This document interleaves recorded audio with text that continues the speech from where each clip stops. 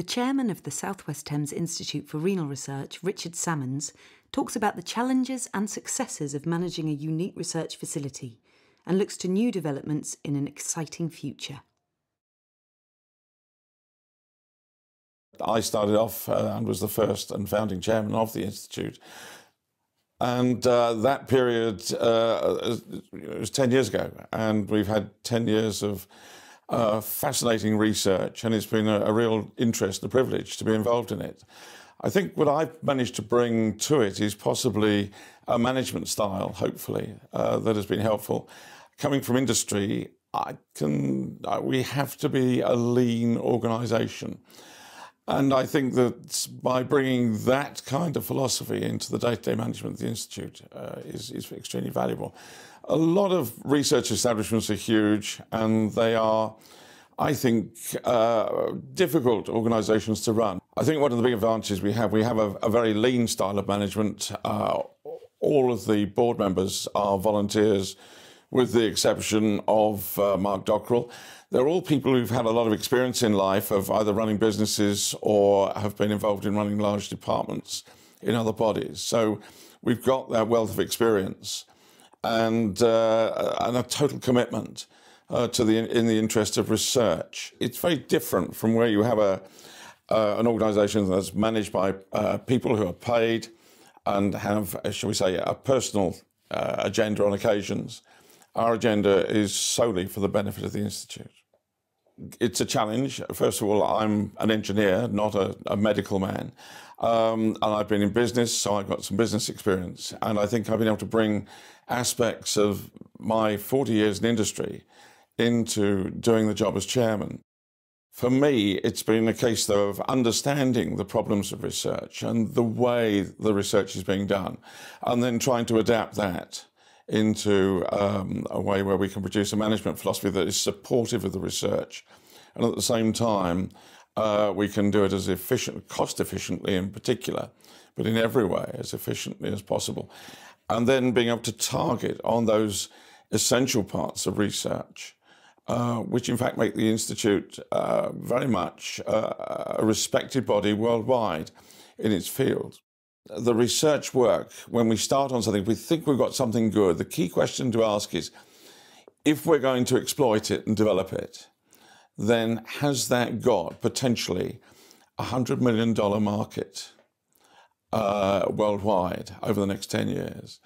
And that's actually been very useful. I think that's helped us dramatically to focus on what we're doing. So how do we work and how do we fund ourselves? We've got funding obviously coming in from South West Thames Kidney Research Fund, which is very important. Now that helps to kick-start new research, and that's extremely important. We've got the commercial research work that we do in collaboration with drugs companies and various other people. We have the support of the health service to a limited extent, and I think we have to face the fact that in the future that may not really be quite so available to us. And we've got another very interesting side, which is the development of our own products through our associate organisation, st.helier Scientific, which eventually will be a company we hope that will exploit some of the things that we're talking about and some of the inventions that are coming out and processes that are coming out.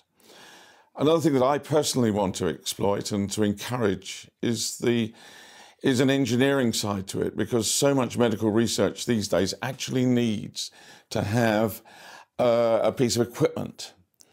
Now, I don't propose that, in fact, we should have a Department of Engineering suddenly built in, but I want to have that capability, and we'll do that through using outside engineering consultancies and outside manufacturing capability, and managing the production and design of equipment to back up anything that we can commercially do from the research work that we're undertaking.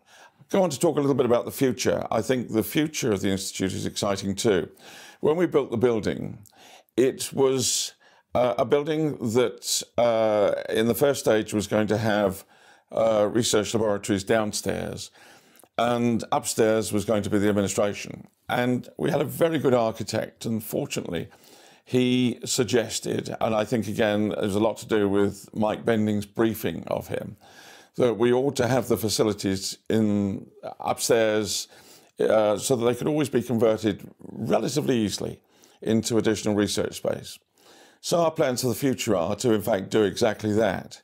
And what we would want to do would be to build another building on the adjacent site, with the intention of that being a new administrative block, and particularly also a teaching block, because very much part of the Institute is also teaching. We have PhD students, we have MSc students, even down to things like working with the local schools.